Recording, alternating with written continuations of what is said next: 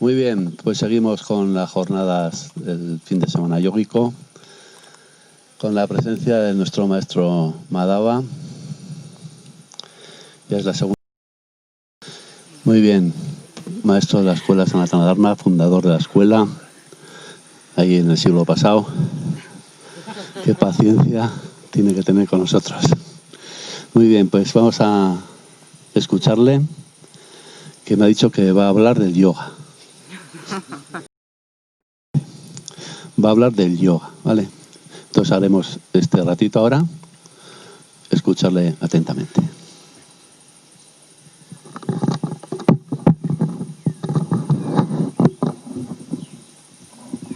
Gracias, Josi. Gracias, Dar.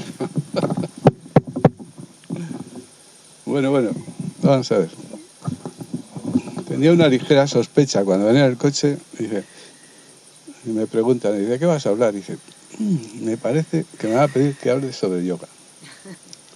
Y menos mal, porque si me pedís que hable sobre la vida sexual de las ballenas, pues, hombre, algo diría. Dice, lo que no sabes, la mente se lo inventa, ¿no?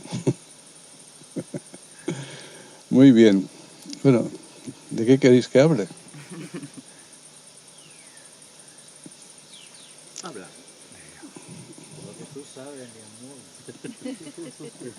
Hay cosas que no hay que decir, de las que se saben. Ya sabéis. Los que están más cerca del centro son los que saben callarse. Hay que aprender a contemporizar, a decir lo que se hay que decir y callarse lo que no hay que decir. Bueno, ¿qué queréis saber? ¿Por qué hay que callarse? ¿Para no restar energía? No, porque hay gente que cuando dices algunas cosas, en vez de ayudarles, los perjudicas, porque no están en el punto para recibir ese conocimiento, ¿no? Entonces no hay que insistir. No hay que insistir. Hay que darle a cada uno lo que puede recibir. Eso se llama el noble arte de contemporizar. Contemporizar es una ciencia difícil, porque la gente generalmente suele tener incontinencia verbal y dice lo que se le ocurre. Pues no, hay que saber dosificar las cosas. A veces uno se deja llevar por el entusiasmo y empieza a decir cosas que algunos no están preparados para recibir, y en vez de ayudarles los espantas, se van. Si hubiesen esperado un poco, pues ya se hubiesen preparado, ¿no? Y estarían ya pues más receptivos y no les hace daño, ¿eh? Así, esas cosas. Pero bueno, como todo, se va aprendiendo con la práctica.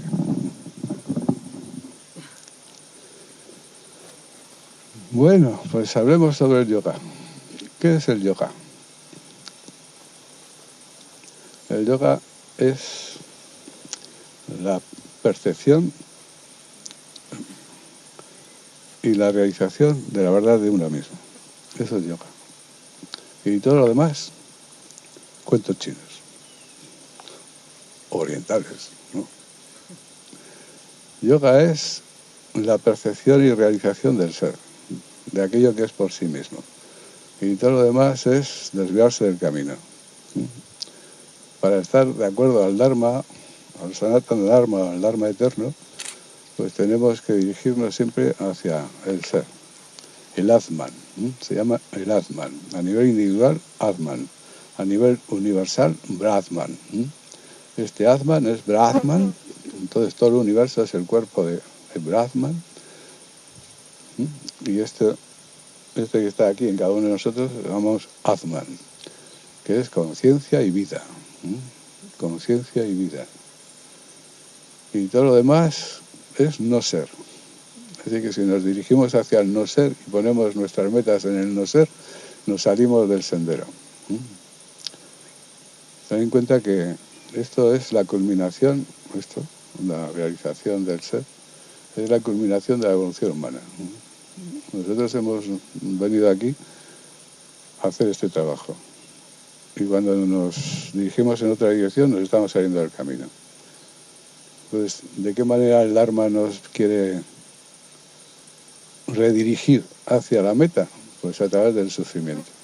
Y entonces el sufrimiento aparece en nuestra vida en las diferentes situaciones que se plantean. Pues a través del hambre, de la sed, de las enfermedades, de la pobreza, la miseria, de la guerra, de todo aquello que pueda producir sufrimiento. Pero todo eso lo construimos nosotros cuando nos alejamos del Dharma. Y generalmente la gente, como no sabe lo que es el Dharma, pues está siempre fuera del camino. Y por eso se hace merecer al sufrimiento. Pero el sufrimiento no es un castigo. El sufrimiento es la forma que tiene el Dharma de recogernos y dirigirnos hacia la meta. ¿Por qué? Porque claro, ¿qué es lo que hacemos? Pues nos alejamos de aquello que nos hace sufrir o que nos produce dolor, pero como no sabemos a dónde ir, pues nos alejamos de un lado para caer en el otro. Aquello de que saltas de la sartén para caer en el fuego, ¿sí? Y sigues sufriendo. Todo el sufrimiento que vemos ahí en la sociedad está causado porque la humanidad se ha alejado del Dharma. Bueno, se ha alejado. Si alguna vez ha estado en el Dharma, ¿no? Y el yoga lo que hace es llevarnos hacia el yoga con mayúscula, llevarnos a la culminación del Dharma, del Sanatana Dharma o Dharma eterno. Cuando vamos haciendo lo que tenemos que hacer, pues hacemos innecesario el sufrimiento en nuestra vida y por lo tanto todas aquellas situaciones que traen el sufrimiento. Y por lo tanto, si no hay sufrimiento hay felicidad y si no hay en las situaciones estas tan traumáticas que producen el sufrimiento, pues hay prosperidad. Así que cuando nuestra vida no funciona es porque estamos fuera del Dharma. El Mahabharata, que es una de las epopeyas hindús, hay dos, es el Ramayana y el Mahabharata. El Mahabharata dice, aquel que protege al Dharma, el Dharma le protege. Y aquel que destruye el Dharma le destruye. O sea que está clarísimo. Si tú te ajustas al Dharma, el Dharma te da todo lo que necesitas. Si tú te vas no solo en contra del Dharma, sino en otra dirección que no sea la que el Dharma te indica, pues el Dharma nos quiere llevar otra vez al camino y se vale de todas estas situaciones. Así que nosotros nos construimos nuestra propia desgracia. Nosotros con nuestra actitud, con nuestras acciones y con nuestra forma de vivir, construimos las guerras, construimos las erupciones volcánicas, los terremotos, el hambre, la sed, las pandemias, todo aquello que hace necesario, que hacemos necesario para que el Dharma nos vuelva al redil. Lo que pasa es que como no sabemos lo que tenemos que hacer, pues no sabemos hacia dónde dirigirnos. Y esa es la gran aportación del yoga, ¿ves? Pero el yoga como Dios manda. Porque el yoga no son las técnicas, ni la práctica de las técnicas. Eso no es yoga. El yoga es meditación y samadhi. La meditación nos da el conocimiento y la percepción del ser, y el samadhi la realización, poco a poco. ¿Verdad? Todo es grado a grado. Así que cuando nosotros vamos evolucionando, llega un momento en que maduramos como seres humanos y entonces estamos preparados para practicar el yoga, no antes, para hacer posturas y respiraciones en cualquier momento de la evolución humana. Hasta los más primitivos pueden hacer eso y les viene bien. Pero para la práctica del yoga hace falta tener una madurez como seres humanos. Entonces, Patanjali, en su Ashtanga Yoga, lo pone claro, ¿no? Nosotros estamos evolucionando desde que aparecemos como humanos aquí en el reino humano hasta que se culmina en la realización del ser y vamos evolucionando. Es decir, el yoga es esa evolución. Así que toda la vida es yoga. Hay un yoga inconsciente, que lo hacemos movidos por las leyes y fuerzas de la naturaleza, y hay un yoga consciente. El yoga inconsciente es ese que vamos haciendo desde el principio, movidos por la ley del karma, la ley de economía, la ley de semejantes, ¿no? Entonces haces algo, tienes que decir lo contrario para que en ti algo aprenda. El alma humana, eso que está dentro, va cogiendo las experiencias, no las formas, sino la consecuencia de esas experiencias y va aprendiendo a lo largo de toda la evolución. ¿Lo veis? Y llega un momento en que el alma humana ya ha aprendido lo suficiente como para que podamos hacer o dedicarnos al yoga consciente. ¿Dónde se da ese punto de inflexión entre la evolución inconsciente y estamos preparados para la evolución consciente? Pues cuando nuestra alma llega a la conclusión de los 5 puntos de la moral natural, que es el primer escalón de la Ashtanga Yoga, que se llama Yama. Cuando en nosotros surge, no porque hemos aprendido, no porque alguien nos lo ha impuesto, sino porque surge de forma natural, porque ella forma parte de nosotros, el no dañar. ¿Cuántas veces hemos dañado y hemos sido dañados? ¿Cuántas veces hemos sido crueles? ¿Cuántas veces hemos sido verdugos? ¿Cuántas veces hemos sido víctimas? Para que algo en nosotros llegue a la conclusión de que no hay que dañar. El segundo punto es veracidad. La veracidad no consiste en no decir mentiras, consiste en no engañarse. En no engañarse. Hay que empezar por ahí, porque si nos engañamos a nosotros mismos, ¿cómo no vamos a engañar a los demás? Si vamos con la mentira apuesta, ¿sí o no? Pues empieza por no engañarse. Pues si tenemos que crecer, tenemos que cambiar, tenemos que crecer y cambiar sobre lo que somos, no solo sobre lo que nos inventamos, el personaje que nos inventamos, que es falso. Tenemos una serie de carencias y entonces nos inventamos un personaje sin esas carencias. Y lo interpretamos, pero es mentira. Eso no somos. Entonces, si no trabajas con tus carencias para cambiarlas, mejorarlas, pues no cambiar. Sigue siendo lo mismo. Porque vas interpretando un personaje que es falso. Y entonces, ¿cómo te presentas ante los demás? Pues con ese personaje que es mentira. Hay falta de veracidad. Si no hay veracidad, no hay crecimiento. Y ese personaje nos lleva una cantidad de energía para mantenerlo, porque como no es verdad, lo tenemos que sostener. Sostener un personaje falso, ¿sabéis lo que cuesta? Cantidad de esfuerzo y de energía, porque no se sostiene solo. La mentira no se sostiene, la verdad se sostiene, pero la mentira no se sostiene. La tienes que sostener. Y eso produce un cansancio. Y en el momento en que te relajas, se te cae el personaje, ¿no? ¿Lo veis? Si no hay veracidad, no hay crecimiento. Si no hay veracidad, no se puede cambiar. Y si no se puede cambiar, nos quedamos como estamos. ¿Me explico? Entonces es importante. Entonces, ¿cuántas veces a lo largo de la evolución hemos tenido que caer en el mismo error para que nuestra alma llegue a la conclusión de que hay que... ¿Lo veis?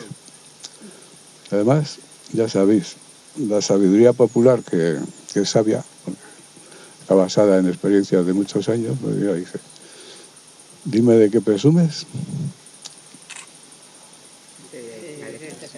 ¿Ves? ¿Cómo lo sabe? Claro, ¿por qué tengo que presumir? Pues porque nos falta. Lo que somos no hace falta que presumamos, ahí está. Pero lo que no somos tenemos que presumir. ¿Lo veis? Pues así. El tercer punto es no robar. ¿Cuántas veces hemos robado, nos han robado para que llegue algo, el alma a la conclusión de no robar? El otro es no codiciar. La codicia es la madre de todos los crímenes, de las guerras, de los crímenes, de los delitos, de todo. La codicia. Y el último punto, el quinto, es la continencia. Hay que aprender a contenerse, ¿sí? Contenerse significa pues buscar el justo término medio de todas las cosas, ¿no? No significa no o renunciar a las cosas, ¿no? Significa buscar lo que es bueno, justo, necesario de cada cosa, ¿no? Lo mismo del dormir, del trabajar, del ociar, del comer, del beber, de todo, ¿no? Hay que buscar lo que es bueno, simplemente. El camino del medio que decía Buda, ¿veis? Cuando esto se da en el ser humano, en el humano, es porque ha llegado ya a la madurez de la evolución, ¿sí? Humana, como humano. Y entonces ya somos seres diferentes. Dentro de la masa somos diferentes si tenemos estos 5 puntos adquiridos. No que los estamos interpretando, porque si los estamos interpretando es lo que os decía, es falta de veracidad, ¿no? Yo ahora voy a interpretar estos puntos, pero los tienes, forma parte de ti, pues entonces no es verdad. ¿Me explico? Pero bueno, oye, hay una técnica que se llama el como sí. Como sí. Si tú actúas como si ya fueses un maestro, pues te terminas convirtiendo en un maestro. ¿Me explico? La técnica del como sí. Pero es difícil, ¿eh? Porque un rato, sí, pero todo el rato, convertirte o funcionar como lo que no eres, ¿no? Pero bueno, si haces ese esfuerzo, al final, ¿no? Dice que había una vez un ladrón que entró en un palacio allí a robar, y entonces salieron todos los criados, los perros ahí, a perseguirle, y este dice, ojo, ¿ahora qué hago? Entonces no se le ocurre otra cosa que quitarse toda la ropa, esconderse, se queda ahí con el taparrabos puesto, se cruza las piernas, se pone detrás de debajo de un árbol, coge barro, se pone en la cabeza y se pone allí. Y entonces llegan allí los criados y dicen, oh, mira, un hombre santo está bendiciendo nuestro jardín. Y entonces le empiezan a sacar comida y a hacer regalos. Y el ladrón pensaba así, si solo por parecer me hacen esto, ¿no? Que no será si soy de verdad, ¿no? Y ese día se transformó. El como sí, ya ves. La técnica del como sí, ¿no? Bueno, pues esto es la madurez como evolución humana, ¿veis? Y entonces, ¿qué pasa? En el ocultismo, cuando uno llega aquí, pues entra en el sendero del discipulado. Cuando aparece, dice, el maestro aparece cuando el discípulo está preparado. ¿Cuándo está preparado el discípulo? Pues cuando se le da en su alma estos 5 puntos, los 5 puntos de la moral natural. Y entonces aparece el maestro y en grupos pequeños pues recibe la instrucción de lo que es el yoga, lo que tiene que hacer para alcanzar la meta. Y entonces en esa parte del sendero del discipulado, que es en el yoga se llama el sendero inferior del yoga, hacemos todo el trabajo necesario para construir la meditación. Es decir, todas las técnicas que se practican no tienen otro objetivo que construir las características que necesitamos para alcanzar la meditación. Porque el yoga es meditación. Pero meditar es difícil. Entonces tenemos que construir las condiciones necesarias para que la meditación se dé. Y entonces todo ese trabajo, la práctica de asanas, pranayama, mantras, y lo que haga falta, dieta, lo que sea, no tiene otro objetivo que construir la meditación. capacitarnos para meditar. Entonces, para meditar tenemos que construir unas condiciones. La meditación no se puede meditar. La meditación viene o no viene, como el sueño. Tú te metes a la cama y si viene el sueño duermes, y si no viene, pues a dar vueltas, ¿no? Y de que quiero dormir, pues no te duermes. ¿Por qué? Pues porque no puedes dormir si el sueño no viene. No sé si me explico. O sí, o podéis. No, el sueño viene o no viene. Si estás cansado y se dan las condiciones, pues te duermes. Y si no, pues no hay forma.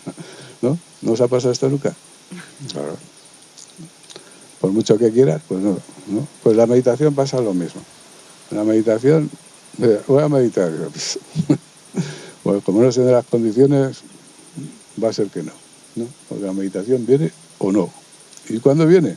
Pues cuando se dan las condiciones. Entonces, ¿cuál es nuestro papel aquí?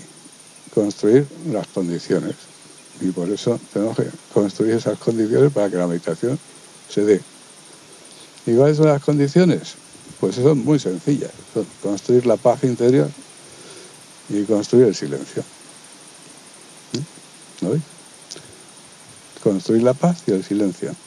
Entonces, todas las técnicas del yoga o todas las técnicas habidas y por haber de otros sistemas o de la mística o de lo que sea, solo tienen ese objetivo. Construir esas condiciones para que meditemos, para que se dé la meditación. Entonces, tenemos que construir la paz. Entonces, ¿cómo construimos la paz? Hombre, es muy fácil. Cuando dos niños están peleando, dice, venga, a hacer las paces. ¿Qué tienen que hacer? ¿Qué tienen que poner? No tienen que poner nada, tienen que quitar. ¿Qué es lo que tienen que quitar? El conflicto. La paz no se pone. La paz surge cuando quitas el conflicto. ¿Sí o no? ¿Qué es lo contrario de la paz? No, la paz ya está ahí. Pero el conflicto lo tapa la paz. Donde hay conflicto, ¿dónde está la paz? Pues hacer las paces, pues ¿qué tenemos que hacer? Quitar el conflicto. ¿Sí o no? Así de fácil, ¿no? Entonces dice, ¿cómo construir la paz en mí? Pues tendré que quitar el conflicto. Si no hay paz es porque hay conflicto. ¿Sí? ¿Conflicto con quién? ¿Contigo mismo? ¿Con otras personas? No, los conflictos siempre son contigo mismo. Luego los proyectas hacia los demás, hacia tu entorno. Pero los conflictos son contigo mismo. Siempre. ¿Qué es lo que sacamos aquí afuera? Lo que tenemos dentro. Lo que no tiene no puede sacar. Se puede disimular con la buena educación. Pase usted, doña Enriqueta. Y por dentro, joder, la vieja esta, a ver si se mueve, coño. No, pero por fuera sonríe, pase usted. Oye, mira qué amable, ¿no? Qué amable. Pues no la puede estrangular, si no. Pero la buena educación, hombre, nos permite convivir. Pero la buena educación es mentira, ¿no? Porque por dentro estamos sintiendo y pensando en otra cosa. ¿Sí o no? Claro. Pero bueno, es necesario para poder estar juntos. Si no, esto sería un infierno, ¿no? No sé si me explico. Claro, ¿veis? Pues eso es lo que decía antes. Hay que aprender a no decir todo. A doña Enriqueta, en vez de decirle, pase usted, doña Enriqueta, le pegas un empujón aparta. Vieja de mierda. Es lo que está sintiendo y pensando por dentro. Pues hombre, así, ¿a dónde vamos? ¿Lo veis? Entonces, cuando todavía no estamos en paz internamente, pues tenemos que tener buena educación para ocultar nuestro conflicto, ¿no? ¿Me explico? Y es así. Pues bueno, ¿qué tenemos que hacer para construir la paz? Pues tenemos que hacer lo siguiente, hacernos dueños del cuerpo físico. Eso es lo primero. Hacernos dueños del cuerpo físico. ¿Y cómo nos hacemos dueños del cuerpo físico? ¿Qué técnicas de yoga nos sirven para hacernos dueños del cuerpo físico? ¿Cuáles? Por ejemplo, sana. ¿No? La respiración hay que aprender a respirar, ¿sí o no? Claro, el cuerpo respira como le da la gana. Se ha olvidado de respirar, ¿no? Tenemos que volver a aprender a respirar bien, ¿sí? y vamos haciéndonos dueños del cuerpo físico. Vamos aprendiendo a dirigir nuestro cuerpo físico para que haga lo que nosotros queremos que haga, no lo que él quiere, ¿no? ¿Qué es lo que quiere hacer el cuerpo físico? Pues tumbarse, está todo el día tumbado. ¿Sí o no?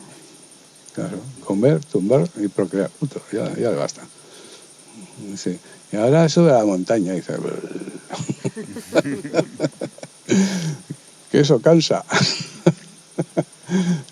Bueno, lo tienes que obligar, ¿sí o no? ¿No?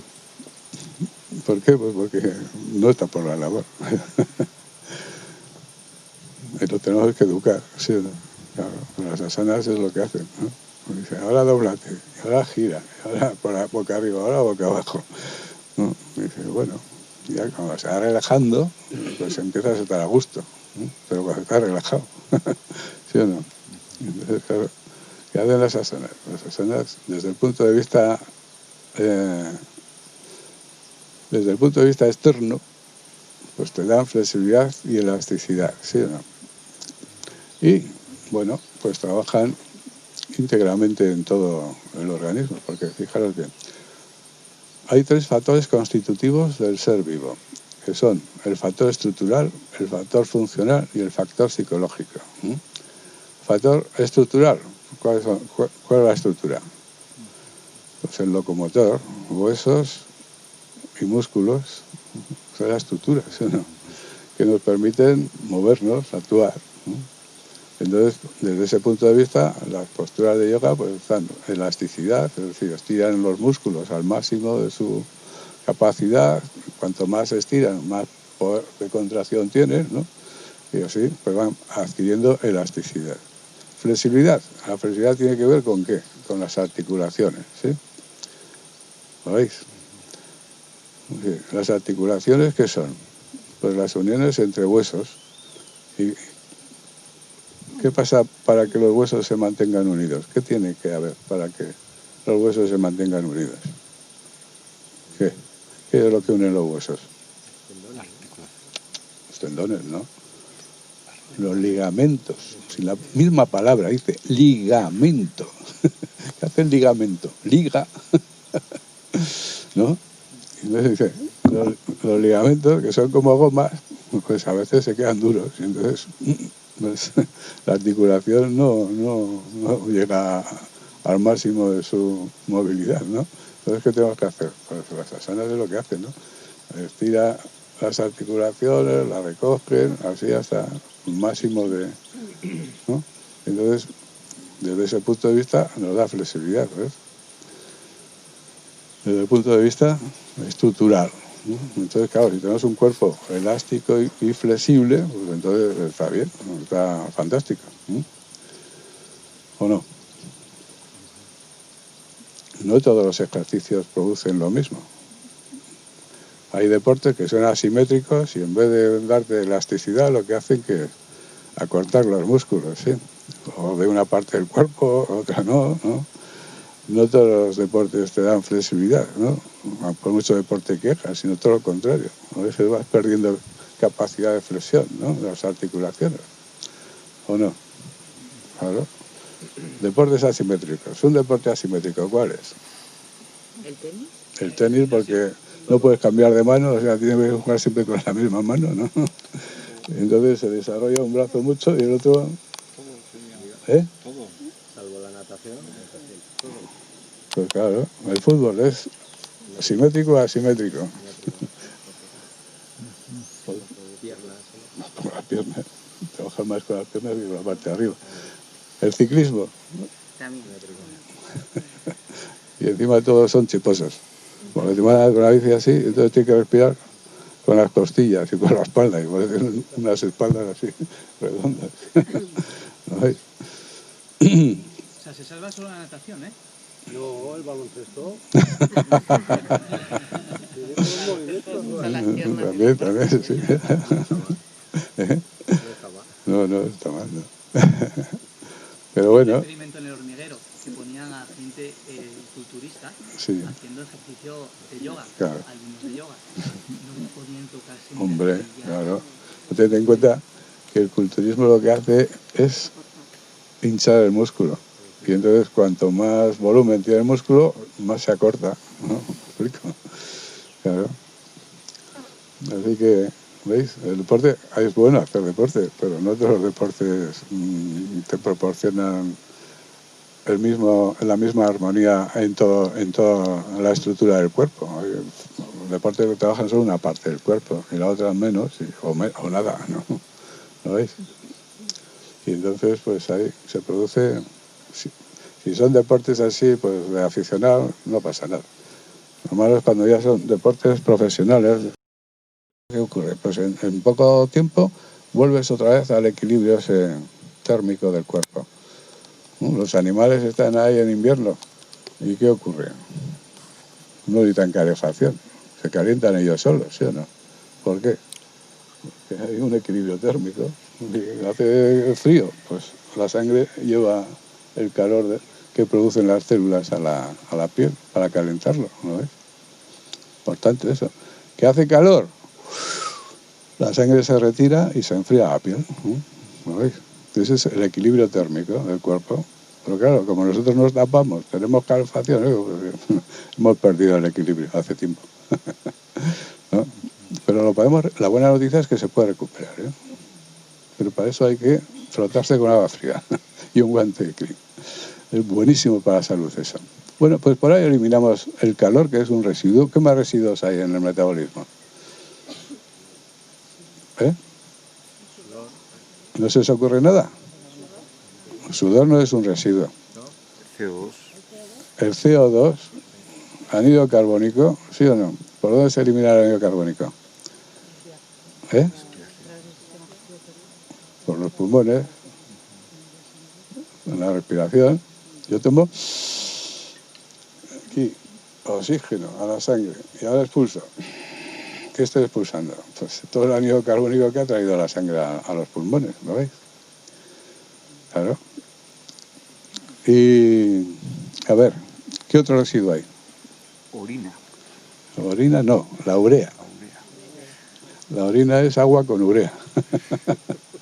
¿No? La urea, que es otro de los elementos que expulsamos por la orina y por el sudor, ¿sí o no? Claro, ¿lo veis? Bueno, ¿quién dirige todo eso? ¿Se hace solo? Y ahora toca el tiempo de segregar hormonas. ¿Qué hormona se segrega y por qué? ¿Y cuándo? ¿Quién dirige eso? ¿Se hace solo? Pues no.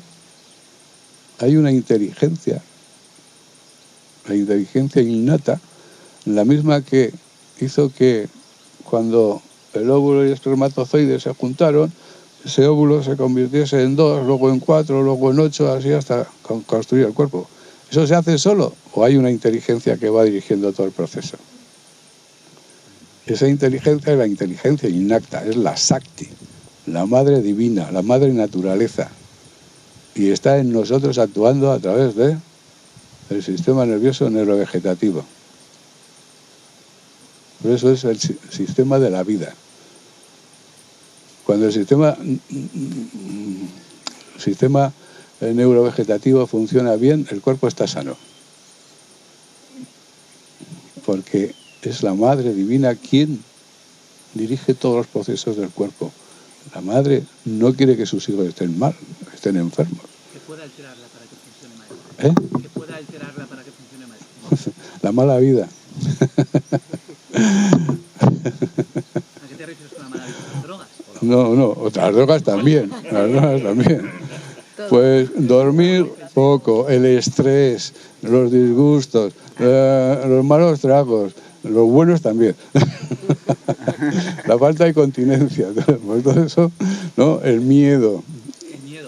El miedo, la envidia, la rabia, la depresión, todo eso altera el sistema nervioso neurovegetativo y es causa de enfermedad. Pero no es causa de enfermedad del miedo, sino la alteración que produce en el sistema nervioso neurovegetativo, ¿me explico? Porque está bloqueando el trabajo de la inteligencia innata, de la Sakti, ¿me explico? ¿Lo veis? Entonces dice, ¿qué es lo que tenemos que hacer? Pues restablecer ese equilibrio. ¿Me explico? ¿Y cómo los establecemos? Pues, hombre, la práctica de las técnicas de yoga. El miedo a veces es una decisión, ¿no? ¿Eh? El miedo a veces es una decisión. Yo no quiero tener miedo a esto. No es una decisión. El miedo natural es algo innato también, forma parte de la naturaleza. Y el miedo no es malo, porque el miedo nos avisa del peligro y nos mantiene alertas para evitar el peligro. Ese miedo es bueno. Luego hay un miedo patológico que no tiene una causa real, que es una causa mental. ¿Me explico? Ese es el malo. Ese es el que nos estresa y nos mata. Produce enfermedad y nos mata. ¿Me explico? Si aparece aquí un león, que tenga miedo es la cosa más natural del mundo, ¿sí o no? ¿No? Entonces dice, joder, ay, pues o echas a correr, ¿no? O yo qué sé, o coge, yo qué sé, una lanza y baja, ¿no? Y otra reacción del miedo es que te quedas así, quieto, parado, y viene el león.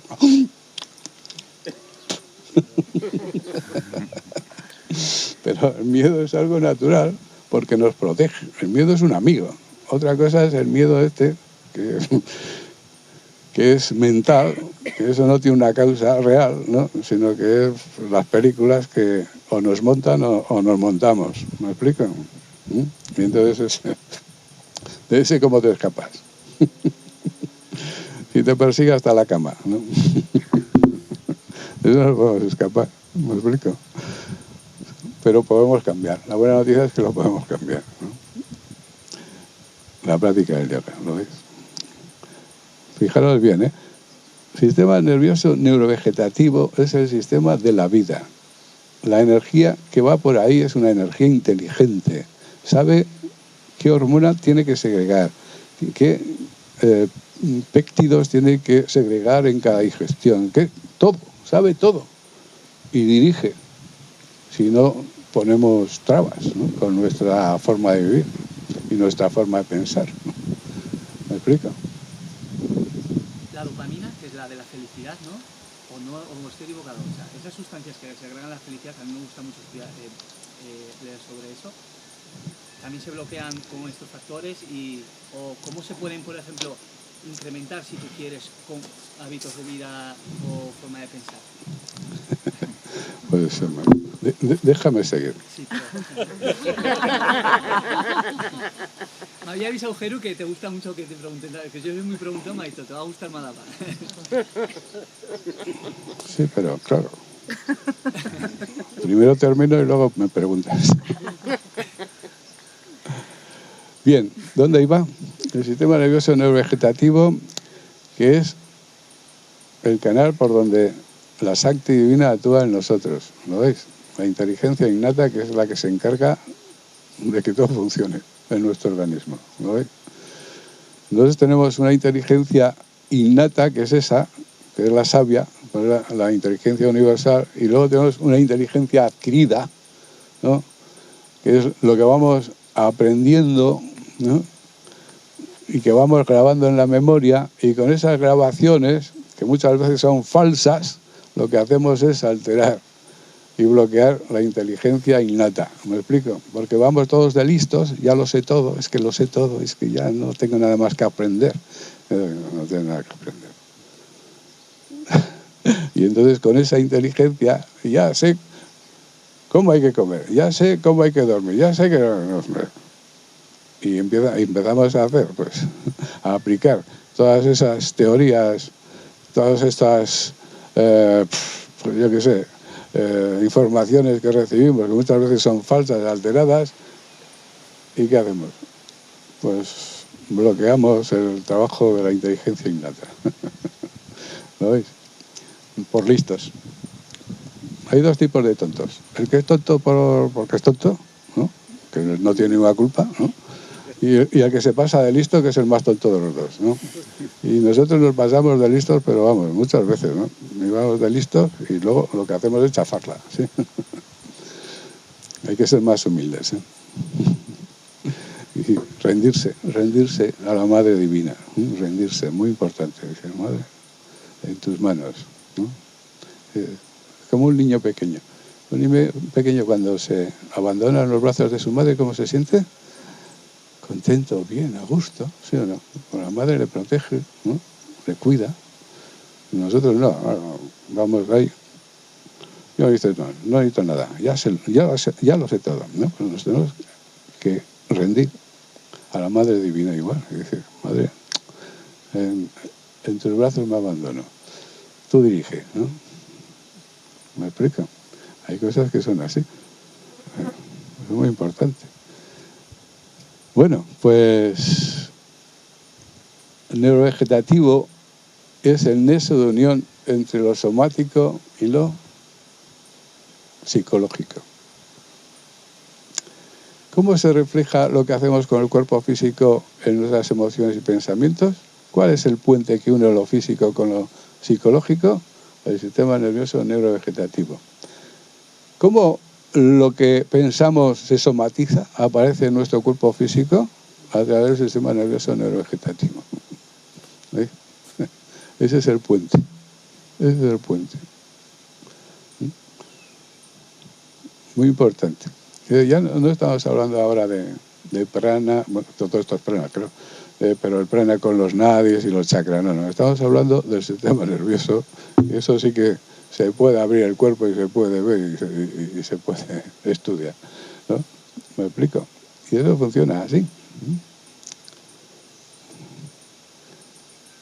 ¿Cuál es el médico interno? El único que cura.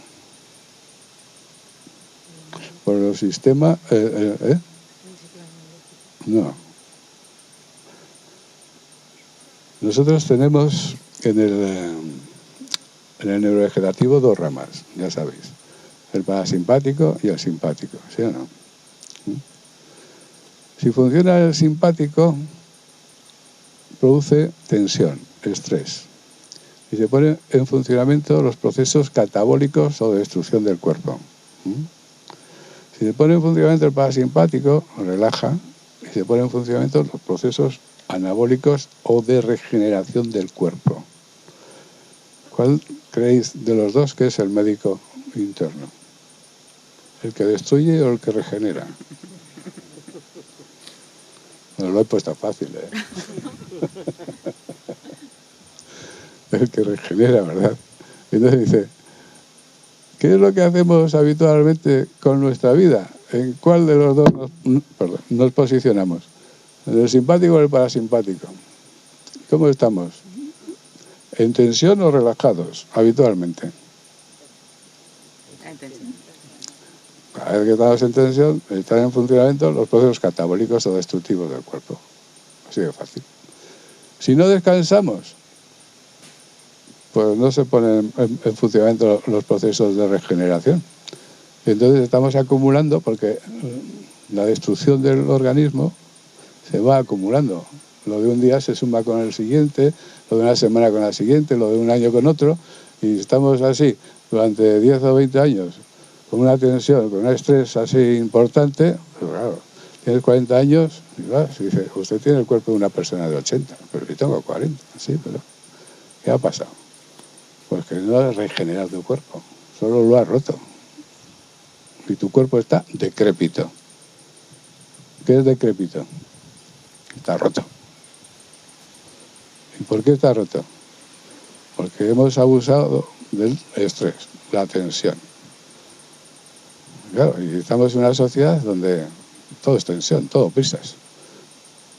Todo ya, rápido, ya. Te vas a dormir y sueños agitados, vuelta para aquí, vuelta para allá. Te levantas más cansado de lo que te has metido a la cama y dices, no has descansado, no has regenerado. Si no has regenerado, ¿qué has hecho? Pues seguir destruyendo el organismo. Y eso altera la labor de la Madre Divina, la inteligencia innata, ¿sí o no? Pues el estrés es lo que más mata. Con el estrés puede producir todo tipo de enfermedades, las más graves. Cáncer, problemas del corazón, circulatorios, de todo tipo de enfermedades. Te baja el sistema inmune, ¿no? Claro, estás ahí destruyendo el cuerpo, pues ¿cómo va a estar? Pues hay que descansar para regenerar, ¿no?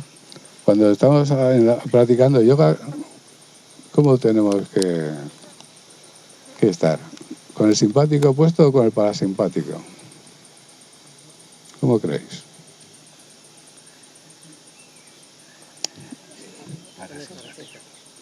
¿Tenemos que estar en tensión o relajados? ¿Cómo creéis que tenemos que estar? ¿Qué os parece? ¿En tensión o relajados? ¿Cómo?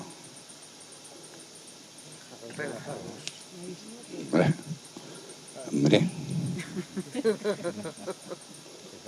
Una palabra.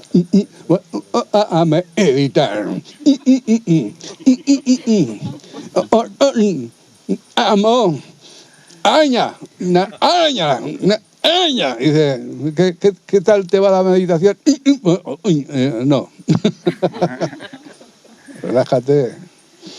Respira. Abandónate.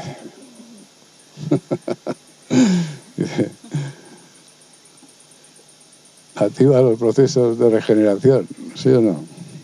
Claro, pues eso es lo que hacen las prácticas de yoga a nivel energético. Lo que hace es regular el flujo de la energía. Desde el punto de vista energético, la enfermedad se produce donde hay bloqueos de energía, donde la energía no fluye.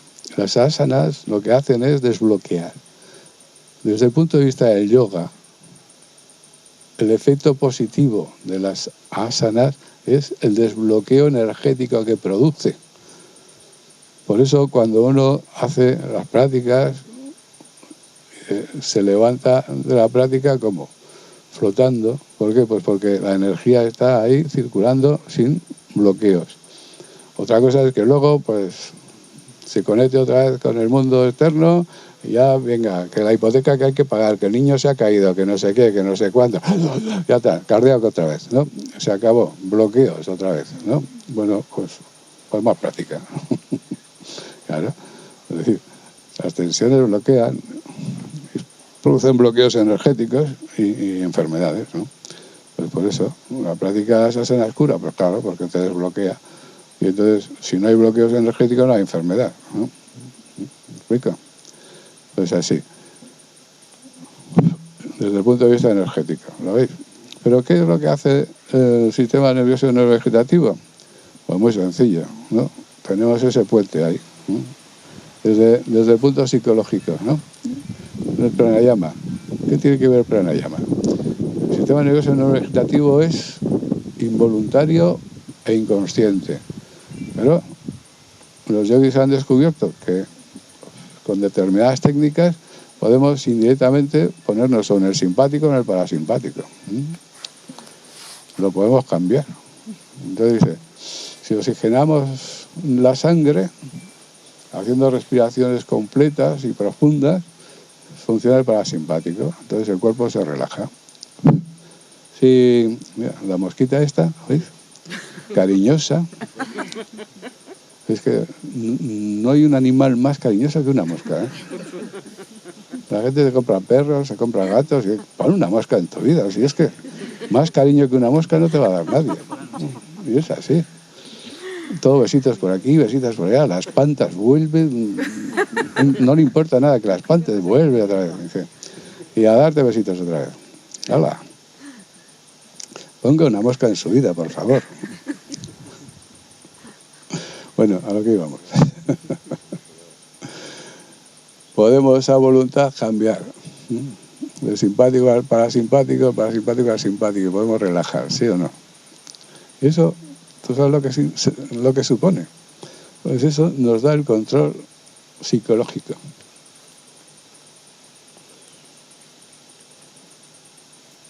¿Por qué? Pues muy sencillo. Fijaros bien.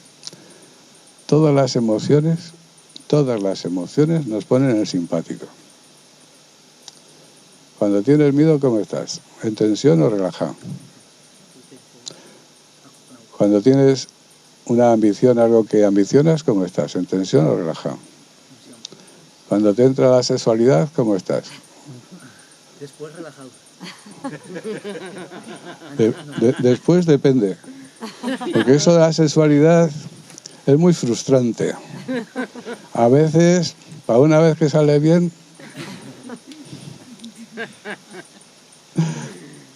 bueno, pero cuando te entra el bicho, ¿qué?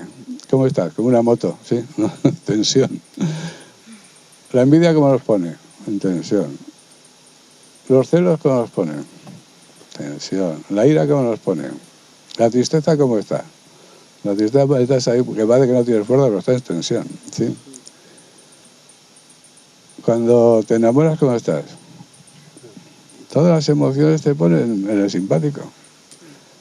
Y todas las emociones producen deseos. Los deseos producen apegos y los apegos producen sufrimiento. Fijaros bien, ¿eh? Esto es muy importante. Entonces estamos condenados a sufrir siempre que tengamos emociones. A sufrir, como condenados. Y entonces dice, a ver, tengo miedo, ¿cómo estoy? ¿Tenso? ¿Sí o no? Pero he ido a la escuela de yoga y me han dicho, con respiraciones profundas, oxigenas la sangre y te pones en el parasimpático, es decir, te relajas. ¿Ah? Entonces, hago respiraciones profundas y ¿qué pasa con el miedo?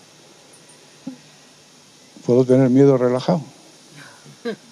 No. Te sientas así. Y dices, oh, tengo un miedo. Es incompatible. No puedes tener miedo de estar relajado, ¿sí o no? Pero yo puedo relajarme. Sí, he aprendido cómo hacerlo. Respiro profundamente, muevo el diafragma y me pongo el parasimpático. Con el parasimpático me relajo, funcionan los procesos de regeneración del cuerpo, mi cuerpo se está regenerando ahora. ¿Qué pasa con las emociones? Si estoy relajado no puedo tener ni miedo, ni ambición, ni celos, ni rabia, ni nada por el estilo. ¿O no? ¿Sí o no? ¿Cómo lo veis? O sea que fijaros bien porque ya hemos descubierto el modo de hacer. Yo no puedo decirle al miedo vete. Bueno, le puedo decir, claro que sí, pero no se va. Ahí está, ¿no? Cuando me coge así, pues yo qué sé, la ira, mira, que no quiero estar así, vete, y pues, hasta que se acabe estará, ¿sí o no? ¿Sí o no? Y así con todo, con todas las emociones. ¿Te pones triste? Dice, ala, vete, que no quiero estar triste. Y se va. No, no se va, porque no te obedece. Pero dice, no pierdo el tiempo. Respiro, me pongo el parasimpático, me relajo. ¿Y qué ha pasado con todo eso? Una de dos. O no te pones el parasimpático y no te puedes relajar y sigues con el miedo, con la ambición o con lo que sea, o te pones el parasimpático y qué pasa con las emociones. Son incompatibles. Tú no puedes estar relajado y tener miedo o ambición o estar ahí bajo los efectos de una emoción. Ya tenemos el sistema como para trabajar con nuestras emociones, ¿sí o no? Y lo mismo pasa con el pensamiento. Si tienes un pensamiento obsesivo de esos que, venga, vueltas y vueltas y vueltas, ¿no? ¿Cómo le quitamos fuerza a eso? El pensamiento obsesivo nos pone en tensión, ¿o no? Meditando. ¿Eh? Meditando no. La meditación está muy lejos. Respirando y poniéndonos en el parasimpático, ¿sí o no? ¿Me explico? Ese es el sistema, ¿lo veis? Es decir, tengo que hacerme dueño del cuerpo físico.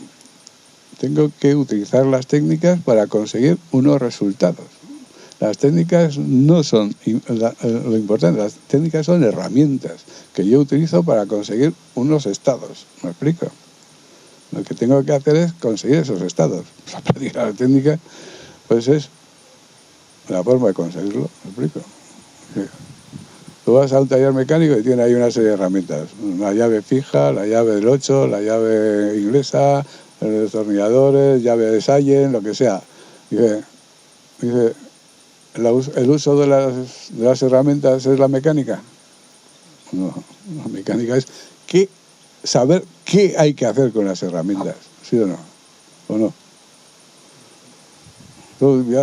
El cirujano tiene ahí un montón de herramientas, una bandeja con el bisturí, las pinzas, los separadores, no sé qué, no sé cuántos. Dice, ¿el uso de las herramientas es la cirugía? No. La cirugía es saber qué hay que hacer con las herramientas, ¿sí o no? ¿Me explico? ¿El uso de las herramientas, las técnicas es yoga? No. El yoga es saber qué hay que conseguir utilizando las herramientas. ¿Me explico? Paso a paso. Esto tiene un protocolo, ¿no? ¿Me explico? Entonces tenemos que construir la meditación. Construir la meditación requiere construir esos estados necesarios para que pueda venir la meditación, como decía antes, ¿me explico? Entonces me tengo que hacer un dueño del cuerpo físico. Me tengo que hacer dueño del cuerpo emocional, de las emociones. Y los tengo que hacer desaparecer. ¡Tac! Fuera. ¿Y cómo consigo eso? Pues es muy sencillo. Cuando nos relajamos y profundizamos en la relajación, ahí, en el diencéfalo. Diencéfalo es esa zona que tenemos debajo del cerebro, donde se apoyan los dos lóbulos del cerebro. Es una zona que por delante está el hipotálamo, por los costados y la parte de atrás cierra los tálamos, ¿no? El techo de esto se llama epitálamo, ¿no? En la punta del hipotálamo está la hipófisis y en la parte de atrás está la pineal. Bueno, pues cuando nos relajamos y profundizamos en la relajación, en el hipotálamo y en los tálamos se producen unas sustancias que llaman endorfinas, encefalinas, ¿y sabéis lo que hace esto? Inhiben el dolor y las emociones. Cuando se segregan las endorfinas, se segrega en esa zona, se inhibe el dolor. O sea, si no sientes dolor ni placer, que son las sensaciones físicas, ¿dónde está el cuerpo físico? No lo sientes, ha desaparecido. Si no sientes emociones, ¿dónde está el cuerpo emocional? Ha desaparecido. ¿Sí o no? Pero claro, ¿dónde reside nuestro conflicto? ¿El conflicto dónde reside? En el juego de las emociones. El sufrimiento es una emoción. En la mente no se sufre, en el cuerpo físico no se sufre. El cuerpo físico experimenta dolor, placer, punto. Pero el dolor no es el sufrimiento. El sufrimiento se experimenta a nivel emocional. El dolor no es sufrimiento, el dolor es una molestia. Si al dolor le asocias mentalmente, pues algo que te produce miedo, ahora empiezas a sufrir. Pero no te hace sufrir el dolor, te hace sufrir el miedo que le has añadido al dolor. ¿Me explico? Que no es lo mismo, ¿no? Claro. Y entonces, fijaros, esto es importante. Dice, si el conflicto está producido por el juego de las emociones, por el miedo, por la ambición, por la sexualidad, por la envidia, los celos, todas las emociones producen deseos, pero el deseo se puede satisfacer o no. ¿Se puede satisfacer? Dice, pues te quedas satisfecho. ¿Se satisface a medias? ¿Y cómo te quedas? Insatisfecho. ¿No se satisface? ¿Cómo te quedas? Frustrado. Entonces vamos acumulando un montón de frustraciones porque no todos los deseos se satisfacen ni bien, ¿no? Y entonces dice, estamos con una frustración acumulándose ahí, clan, clan, clan. ¿Y la frustración qué produce? Sufrimiento. ¿Sí o no? Todas las emociones que producen ansiedad, angustia, sufrimiento. ¿Sí o no? No, sí. ¿Cómo lo veis? Solo tenéis, no, a mí no me miréis, miraros a vosotros, ¿cómo funciona eso en mí? ¿No? ¿Lo veis? Pues ahí está. Dice, bueno, ahora, ¿segregan endorfinas? Y en ese momento, ¿qué pasa? Se inhiben las emociones, pero si se inhiben las emociones, se inhibe la angustia, se inhibe la ansiedad, se inhibe el sufrimiento. se inhibe el conflicto. Hemos eliminado el conflicto. Si eliminas el conflicto, ¿qué queda? ¿Qué queda? La paz. Paz. ¿Sí o no? Si tú eliminas el conflicto, ¿qué es lo que queda? Paz. Claro. La paz es algo negativo. Es decir, no es algo que hay que poner. Es algo que está cuando quitas, ¿no? Cuando quitas que lo que tapa la paz, que es el conflicto. ¿Me explico? Entonces, si desaparecen las emociones, deseos y apegos, no hay conflicto. Pero tampoco hay sufrimiento. Entonces, hombre, es sosísima. Hay que estar muy preparado para poder disfrutar de la felicidad. La mayoría de las personas le dan la felicidad, vamos, y le haces una faena. Si es que no quiere ser feliz. La gente no quiere ser feliz. La gente quiere estar bien. Entonces dice, vamos a pasárnoslo bien. ¿Y qué hace? Se tira por un puente atado con unas ligas ahí a los tobillos, se tira por un barranco, hace paracaidismo. Y dice, bueno, tú, dice, qué bien lo hemos pasado de miedo. Hombre, no fastidies. Te tiras de un puente, lo vas a pasar de miedo. Pero pasárselo de miedo se asocia a qué, a pasárselo bien, ¿sí o no? Pues a esta persona quítale las emociones. Dice, ahora es feliz. Dice, joder, qué aburrimiento. Dice, ¿por qué? ¿Sabéis lo que es el aburrimiento? ¿Sabéis lo que es el aburrimiento? ¿Eh?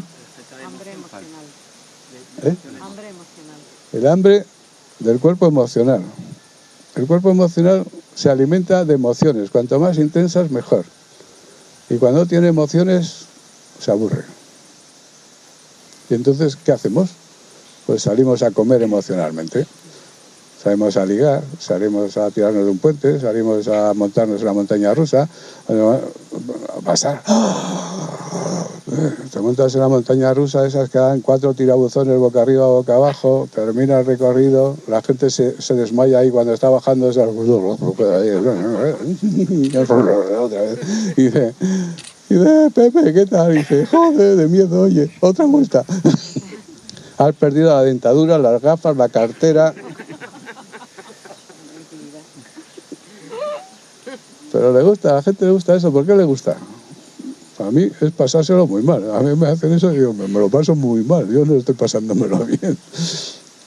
Yo estoy preparado para ser feliz, pero no para esas cosas. Con la felicidad de una cosa tranquila, no pasa nada, ¿no? Bien, fantástico, ¿no? Pero ¿cuánta gente está preparada para eso? Pero ¿cuánta gente está preparada para emociones intensas? Pues la mayoría, ¿no? Porque no estamos buscando la felicidad. La gente dice, quiero ser feliz, es mentira. Lo que quiere es estar bien. ¿Por qué quiere estar bien? Porque está mal. Así de sencillo. Y entonces, ¿qué tiene que hacer para estar bien? Pues no sabe, pero hace un montón de cosas para entretenerse y distraerse, ¿no? Pues ese estar mal es el factor que nos hace tener deseos. Nosotros sabemos la infancia con un hándicap, una decisión vital, y dice, yo estoy mal, tú estás bien. Y entonces dice, si hago lo que tú haces, pues estaré bien como tú. Si esto nos obliga a hacer un montón de cosas. Si estudio, estaré bien. Si tengo un trabajo, estaré bien. Si tengo pareja, estaré bien. Si tengo una familia, estaré bien. Si tengo un coche nuevo, estaré bien. Si tengo una casa, estaré bien. Pero hagas lo que hagas, vas a seguir estando mal. ¿Por qué? Mientras no cambies el chip y dices, estoy mal, hagas lo que hagas, vas a estar mal. Pero eso te obliga a hacer un montón de cosas, a tener experiencias, y de las experiencias lo vamos aprendiendo. ¿Quién aprende? El alma. Eso que os decía antes, que tiene que llegar a las conclusiones de los 5 puntos de la moral natural. Y para eso tenemos que tener experiencias. ¿Y qué es lo que nos hace buscar experiencias? ¿Qué es lo que nos hace buscar experiencias? El deseo de estar bien, no de ser feliz. Eso está muy lejos. El de estar bien. Pero si tenemos ese hándicap, yo estoy mal, hagas lo que hagas, vas a estar mal. Porque dice, si tengo un trabajo, estaré bien. ¿Tienes un trabajo y cómo estás? Pues mal. Si tengo una pareja, estaré bien. ¿Tienes una pareja, cómo estás? Mal. Bueno, a ratos, ¿no? Pero en su conjunto dice, yo estoy contigo para estar bien, pero no para discutir, para no ponernos de acuerdo, para que te entre la neura, no. Mal. Cuando tenga hijos estaré bien. Bueno, cuando tenga una casa estaré bien, paga la hipoteca, no sé qué, bueno, no se acaba nunca. ¿No? ¿Cuándo vas a estar bien? Cuando le des la vuelta a esto. ¿Me explico? Pero ese estar mal nos hace tener deseos. ¿El deseo de qué? De aquello que me parece que me va a proporcionar el estar bien. Y cuanto peor estás, pues más deseos tienes. Por eso el deseo no se acaba, ¿no? Pero si tú estás bien, si logramos cambiar el chip, yo estoy mal por yo estoy bien, ¿qué ocurre? ¿Qué deseo voy a tener ahora? ¿El deseo de qué? Si ya estoy bien. ¿Para qué quiero un deseo? Si ya estoy bien. ¿Sí o no? ¿Por qué tenemos deseos? Porque pensamos, creemos, aunque sea inconscientemente, que eso que deseamos, cuando lo tengamos, nos va a hacer estar bien. ¿Ves? Y por eso la segunda enseñanza de un maestro a sus discípulos, antes de, o después de lavarse, ¿no?, que es la primera enseñanza, es estar contento. El contentamiento. Porque el contentamiento, cuando estás contento, ¿estás bien o estás mal? Bien, ¿verdad? Pues el contentamiento es la base de todo el trabajo del yoga. No se puede hacer el yoga estando triste, ni deprimido, ni enfadado. Lo hay que hacer estando contento. Así que lo primero que tenemos que hacer, dice, voy a practicar yoga. ¿Me he lavado? No, a lavarte. Bueno, ya me he lavado, ¿ahora qué? A ponerse contento. ¿Y cómo nos ponemos contentos? Cuando estamos en tensión o relajados. No sé, yo pregunto, a ver. Yo ya sé la respuesta para mí, pero igual vosotros tenéis otra. Para estar contento, para estar en tensión o relajado. Vale, pues bueno, yo me pongo el parasimpático, me relajo. ¿Verdad que estoy bien? Estoy contento, ¿sí o no? Pero es que además de estar contento, pues ya no siento el cuerpo, ya no tengo emociones, estoy en paz y soy feliz en ese momento. Hombre, que luego sales de ahí y te vuelves a relacionar con el mundo y vuelves a traer las emociones a funcionar, pero claro, ¿no? Pero todos los días, cuando haces las prácticas para construir la meditación, pues tienes que pasar por aquí, es un protocolo. Te sientas, construyes la postura. En esta postura respiras profundamente, oxigenando, respiración amplia, profunda. ¿Para qué? Para ponerte en el parasimpático. El parasimpático, ya estoy. Profundizo. Paz. Ya no siento el cuerpo, no hay emociones, estoy en paz. Estoy feliz. Ya no hay sufrimiento. Pero fijaros bien, es que si yo estoy en paz y soy feliz, ¿cuál es el aroma que surge de ahí? La bondad. La bondad es lo que emana de ese estado de paz y felicidad. Habréis oído por nuestra educación judeocristiana que hay que ser buenos. Hay que ser buenos para ser santos, y es mentira. No se puede ser bueno antes de ser santo. Los que son buenos son los santos. Y eso es al revés. Tú no puedes ser bueno para ser santo. Tendrás que ser santo para ser bueno, ¿sí o no? Claro, por eso nadie puede ser bueno. Pero no es que seamos malos. Lo que pasa es que tenemos conflictos. Y cuando esos conflictos salpican, pues hacen daño. ¿Me explico? Nos hacen daño a nosotros y al que le coja alrededor. Dice, joder, qué malo es. No, es que está lleno de conflictos. Entonces, cada vez que le sale el conflicto, pues nos sacude, ¿sí o no? ¿Lo veis? Claro. Entonces dice, ¿qué tengo que hacer? Porque claro, ¿qué saco yo ahí afuera? Pues lo que está dentro. Lo que no está no puedo sacar. ¿Sí o no? Si estoy triste, ¿puedo sacar contentamiento? No. ¿Alegría? No. Si estoy en conflicto, ¿puedo sacar paz? Pues no. Vas a sacar lo que hay, lo que tienes. De donde no hay no se puede sacar. ¿Sí o no? ¿Lo veis? Pues por eso, ¿qué tengo que hacer? Pues construir todo eso. Tengo que construir, para eso son las técnicas, para construir todo esto. Cuerpo físico, relajo. Cuerpo emocional, paz. No hay conflicto, paz. No hay sufrimiento, felicidad. ¿Y ahora? Soy bueno. En ese estado no se puede hacer daño. Para hacer daño o para hacer cualquier cosa, para matar una mosca, primero te tienes que enfadar con la mosca. ¿Sí o no? Cuando estás enfadado con la mosca, dices, ¡ah, la mosquita! Dice, pero qué bonita eres, ¿cómo me quieres, mosquita? Pero ya hiciste, ya empieza. Te vas enfadando, y ya cuando te enfadas vas a darme la mosca con lo que sea, la zapatilla, el periódico. ¿Y de por qué? Porque primero te tienes que enfadar. Si no, no te sale, ¿no? ¿Me explico? Está ahí Pepe, el padre, leyendo el periódico ahí en el sofá y el niño haciendo trastadas. Y la madre, Pepe, dile algo al niño. Dice, niño, algo. Dice, pero dile algo. Dice, ¿algo? Dice, pero ríñele. Dice, me tengo que enfadar para reñirle. Si no me enfado, no me puedo reñir, ¿sí o no? No sé si a vosotros pasa lo mismo, ¿sí? ¿Lo veis?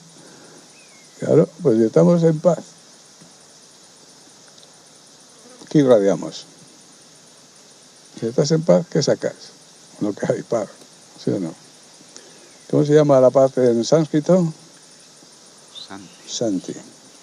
El que está en paz tiene Santi. ¿Y qué irradia? Santi.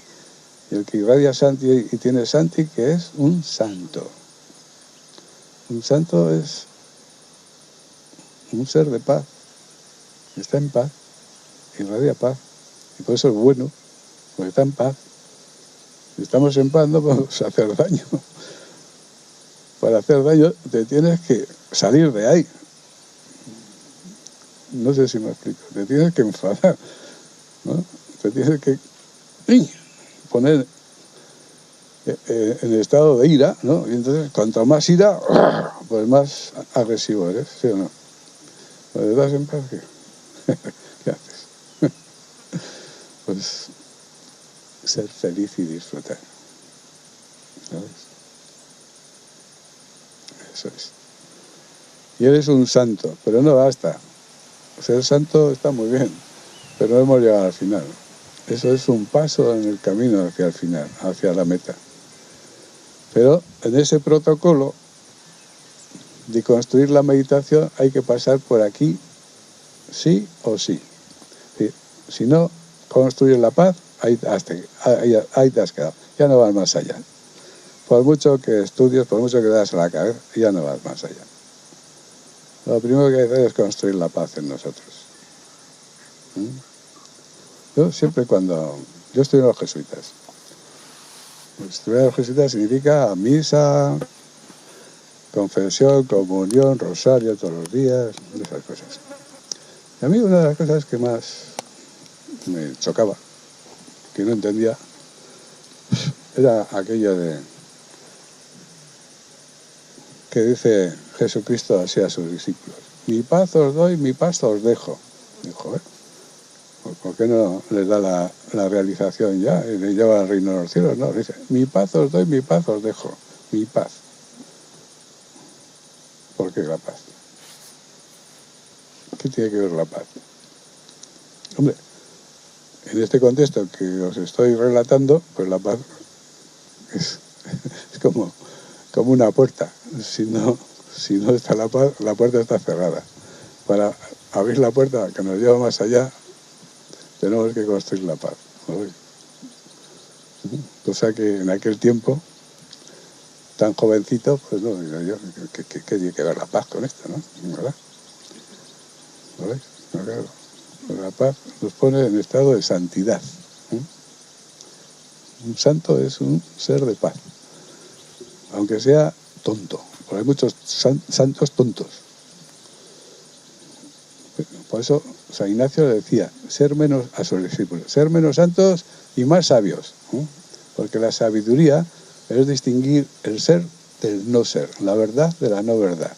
Por la santidad es solo estado de paz. Ahí no, todavía puedes no distinguir nada, ¿me explico? O sea, no eres sabio. Pero estás en paz.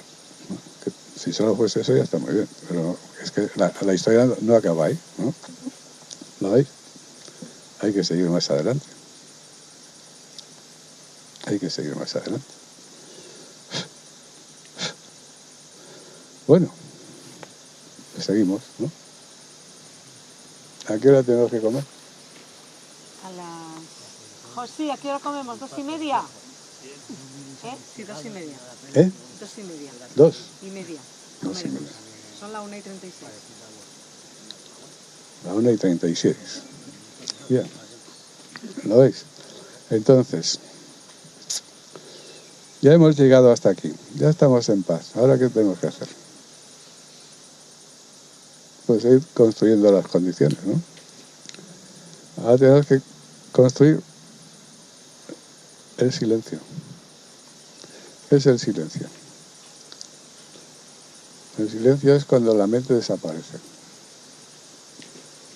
Cuando el pensamiento desaparece. Ya hemos hecho desaparecer las emociones, hemos hecho desaparecer el cuerpo físico, ahora tenemos que hacer desaparecer el pensamiento, ¿no? Pero claro, mientras no estemos en paz no podemos dedicarnos a esto, ¿sí o no? Así que, ¿ahora qué hacemos? Ya estamos ahí en paz, ¿y ahora qué? Dice, ¿a dónde tengo que ir? Pues me han dicho que tengo que ir hacia el ser, hacia el Atman. ¿Y qué es eso? La verdad. ¿Y qué es la verdad? Lo que no cambia.